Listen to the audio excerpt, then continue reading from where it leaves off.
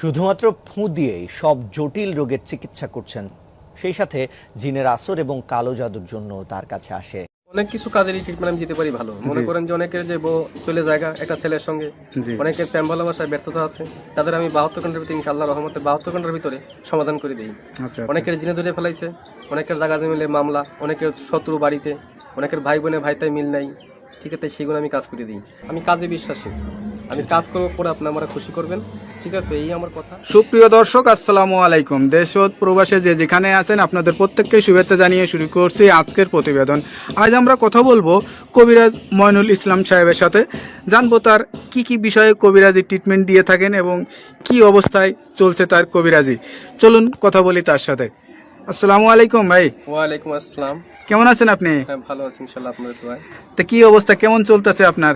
ভাই আমি তো মনে করেন অনেক রোগের কাজ করি, বুঝতে পারছেন, বিভিন্ন রোগের মনে করেন কবিরাজি কাজ করি, বাপ দামাল থেকে করি। আমার শিক্ষা জীবন হলো কামরুকামি, আসামে, পানামে, মেঘালয়, অরুণাচল, মিজোরাম থেকে আমি শিক্ষা করে আইছি আন্দামান দ্বীপপুঞ্জে, ভারতবর্ষের। সেখানে আমি শিক্ষা করছি কড়ি চালান, হাড্ডি চালান, মানুষের বিভিন্ন রোগ উপকার করি, যেমন মানুষের মানুষ বান মারে। আচ্ছা আচ্ছা, এই যে আপনার রাতে যে দেখা যাচ্ছে কড়ি হাড্ডি, এটি আসলে এইগুলোর মাধ্যমে চালান দিয়ে ট্রিটমেন্ট দিয়ে থাকেন নাকি? আসলে আমার শিক্ষা জীবনে পাইছি, ঠিক আছে। এরা হলো রাহুর হার। আচ্ছা আচ্ছা, হার দিয়ে আমি মানুষকে জিন সাধন করি। আচ্ছা আচ্ছা, বোতল জিন সাধন করে সাগরে নিক্ষেপ করি। আচ্ছা আচ্ছা, মানুষের মানুষ বান মারে, নষ্ট করে, সেই রোগের কাজ করি আমি। এগুলো বোতলে ভরে মানুষ চালান করে দিই নদীতে। কথা বুঝতে পারছেন?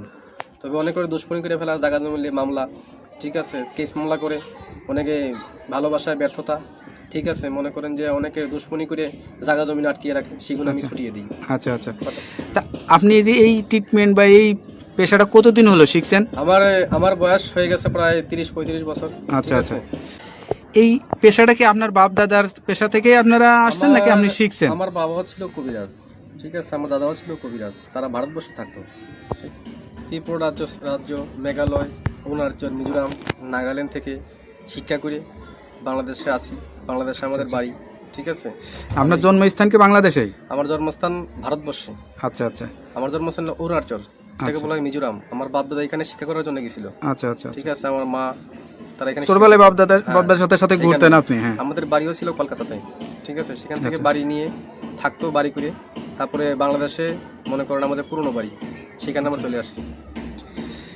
এখন যে দেশে আছেন বা এই যে এখন যেখানে আছেন, এই ঠিকানাটা কোথায়? এটা হলো সাভার। সাভার, এই যে ঠিকানায় যে আছেন আপনি, এই যে